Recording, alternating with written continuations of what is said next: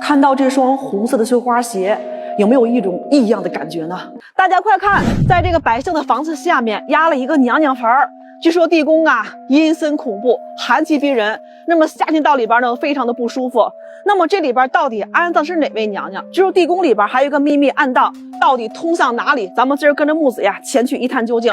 咱们在来之前呢，跟这个主人呢已经要来了钥匙，咱们把这个锁打开之后啊，跟随木子前去啊一探究竟。啊，这门可真的挺特殊的，还是头一次自己开门进古墓，拍了这么多古墓了，这真挺特殊的。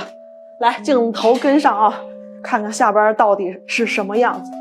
我的天哪，下来之后感觉里边伸手不见五指，黑咕隆咚啊！来看一下，由于这光给我晃的眼睛，什么也看不见。我给个镜头啊，来，咱把手电开开吧，不然害怕呀。这木子拍了这么多古墓了，这个可以说是头一次这样进入古墓啊，一个人没有。咱们进来之后呀，这个地方呢有一个石门，这个地宫还挺大的，应该是有2道石门。你看啊，现在门呀已经是遭到破坏了，现在剩下门框。你看这墙都是那种大青石雕刻而成的。咱们转过来之后，这边有半山石门，看见了吗？哎，这门得有好几吨重。你看啊，上边雕刻了一个这个叫做扶手，它是用来震慑古墓的。这种动物呀特别讨厌别人打扰它，所以当年呢用它来震慑古墓。哎，谁在上方还刻字儿？2019是14这字儿啊。然后上这来旅游来了，什么人这么想不开呀？往古墓里边流，到此游，对不对呀？这门破坏的挺严重。咱们看完这扇门之后，再转过来看看这边，这门不复存在，已经是遭到了非常严重的破坏。你看，4分5裂的，就是证明这盗墓贼吧也太猖狂了。你说你盗墓就盗墓就得了，把门给破坏这么严重。咱们过来之后，这个地方是它的一个前室啊，是当年放长明灯的地方。这上方它是个券顶，都是用条石砌成的，能够保存几百年，是非常厉害的。看完这个之后，咱们再往这个耳室走，看看耳室里边是干什么的。哇，这门都没了。哎，虽然说门不在啊，曾经放门这个看见了吗？孔洞还在，这打磨的非常的光滑。看完这里之后，看这耳室，我的天哪，这里边怎么有一大堆的鸟毛呀？这鸟是怎么进来的呢？对不对呀？应该是被什么东西给吃掉了。在上方有一个大大的壁龛，那么这里边是干什么用的呀？应该是当年陪葬品。因为这死者呢视死如是生，他们去世之后呢要陪葬很多东西，是不是生前什么待遇，死后也还是什么待遇？咱们再往这边来看一看啊，这边非常的完整保存。在这下方有一个小池子，用砖砌起来的，这个不可能是放棺材的，中间放了很多土。哎，难道当年种过菜？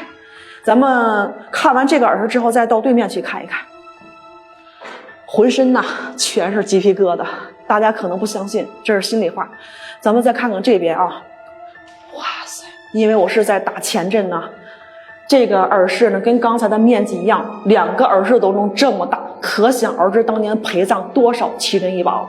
那么在这个壁龛这个位置跟那个就不一样了，它上方被打通了，你看，这应该是人为破坏的。这个地方肯定不是盗洞啊，一会儿咱们找找盗洞在什么地方。看完这个耳室之后，咱们再往后室走一走来。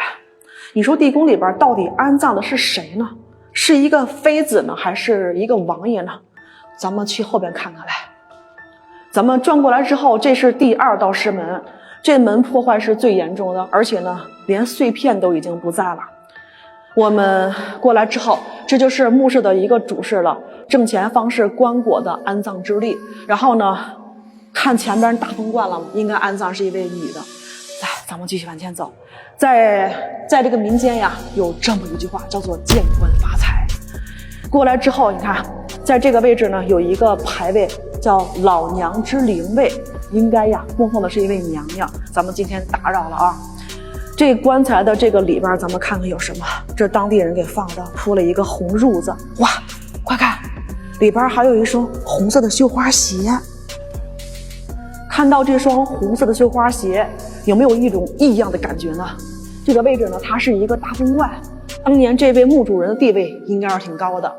那么这个墓室呀非常的大，你看哦，它不次于这个明代的王爷这个古墓的这个地宫了。看完这之后，再把视频看上方来。今天木子来了之后，就发现上方呢有一个大大的孔洞，这个呀它不是故意留的，应该是当年盗墓贼留下来的这个盗洞。所以说这盗洞打得如此精准，证明盗墓贼呀是非常聪明。可以说是谁呀？都是曹操的这个徒子徒孙做到。然后看完这间墓室之后，咱们再往这边走一走。我到现在我都很好奇，他到底安葬的是谁？哎，太可惜了。这边呢有一个秘密的通道啊，这是暗道，看看这暗道通向哪里，非常潮湿。这应该是从上方有水流下来。哇，这里边是真的是阴森恐怖，非常的刺骨凉啊。哇，这好长啊！哎，不对呀，前方就没水了。你看，这水应该是从这个墙壁上渗下来的，上方可能是有水啊，应该是有水。然后咱们再继续往前走，看看这个密道的尽头到底是哪里。据这个当地的老人讲，说这个地宫曾经做过这个防空洞，在特殊时期，而且呢，在天气特别炎热的夏天，老百姓呢也经常到里边来乘凉。哎，哇塞，你看，还有现在人开凿的一个台阶，对不对？这不是古代的，因为古代的地宫它怎么可能跟上层相连？哇，这真的是七拐八拐的呀，终于拐到了这个部位。哎，这怎么还有红砖的垒砌的这个墙壁呢？你看啊，这个应该是近代垒砌起来的，因为墙上都是大量的水泥，然后抹得非常的平整。哇，终于到尽头了，快看，这前方还有一个木门，这门上方呀有一个现代化的这个电器，这是抽油烟的。这里边到底是啥呀？我看一下啊，这门由于今天呀关着进不去，用绳子给拴起来了。里边好像是一个厨房，那么老百姓的厨房为何会跟这个秘密的通道和地宫相连呢？那么这个地宫里边，它到底安葬的是一个王爷还是一个娘娘呢？这个呀，木子来之前呢也查了很多资料，当地人都叫做娘娘坟儿。其实呢，这个地方据记载它可能是，只是可能，明朝万历皇帝的弟弟朱一流的妃子叫蔡妃，但是木子也查了很多资料。朱一流有10多个妃子，就没有一个姓蔡的。那么他当时可能像楚留香一样惹下的祸端吧，对不对呀？那么不是他的蔡妃，到底是谁的呢？在明代有2个陆王，第2个叫朱长方。这朱长方呀，当年并不太幸运，他是在这个明朝末期的时候，你看啊，当年这崇祯皇帝呢，在1644年用一根绳子结束了生命。后来当时的朱长方呀，就一路逃亡一下逃到了杭州，对不对呀？逃到杭州之后，最终还是被抓回了北京，被处死了。所以说当年这里边可能安葬了他，但是这里边看这棺材放的东西，应该呢不是男人。